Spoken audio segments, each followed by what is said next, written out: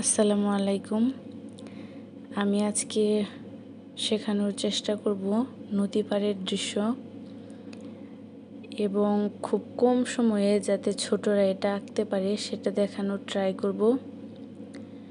প্রথমে আমরা একটা গাছের শেপ দিব, নিচে এরকম করে আধ ভাঙা ডাল দেওয়ার চেষ্টা করবেন, এতে গাছটা দেখতে সুন্দর লাগে এবং রিয়েলিস্টিক মনে হয়।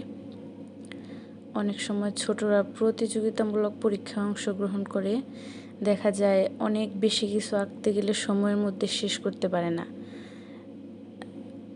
তাদের জন্য আমার আজকের এই চেষ্টা, ছোটরা যাতে খুব সহজে সুন্দর করে দৃশ্য আঁকতে পারে। দূরের দৃশ্য বোঝানোর জন্য আমরা ছোট ছোট করে তাল গাছ এবং গাছ লতাপাতা এঁকে নিলাম। এখন আমরা নদী আঁকবো। নদী আঁকা তেমন কঠিন কোনো কাজ না, শুধু একটু আঁকা বাঁকা করে দিলেই হবে। পার বোঝানোর জন্য আমরা এরকম করে দাগ টেনে নিব। এখন আমরা ছোট করে একটি নৌকা এঁকে দিব এবং এটা বোঝানোর চেষ্টা করব যে এটা খুঁটির সাথে বাঁধা আছে, যেহেতু আমরা কোনো মানুষ আঁকবো না। মানুষ আঁকতে গেলে আরও অনেক বেশি সময় লেগে যাবে। কাশফুলের একটা শেপ দিয়ে নিলাম, যদি কোনো ভুল হয় তাহলে আবার মুছে নিব। আমি প্রথমে গাঢ় কালারের সবুজ রং করেছি, মাঝখানে দেব হালকা সবুজ রং। এখানে আমি গাছে দুইটি রং ব্যবহার করেছি। আমি যদি ডিটেলস সম্পূর্ণ দেখাতে যাই তাহলে বেশি সময় লেগে যাবে। আসলে একটা ছবির পেছনে অনেক সময়ের প্রয়োজন যদি আপনি রিয়েলিস্টিকভাবে ফোটাতে চান।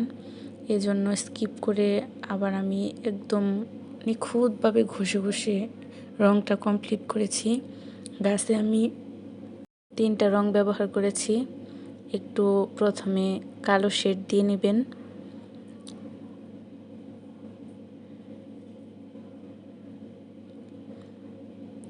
এই তো আমার গাছ আঁকা কমপ্লিট।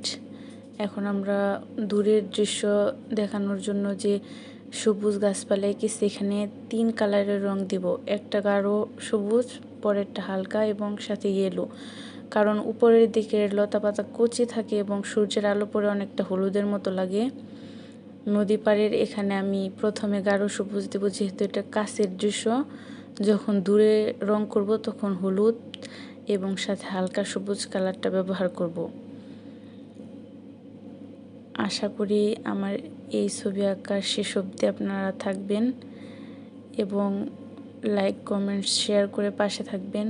আপনাদের অনুপ্রেরণায় আমাদের কাজে অনেক শক্তি ও সাহস যোগায়, কাজ করতে ভালো লাগে।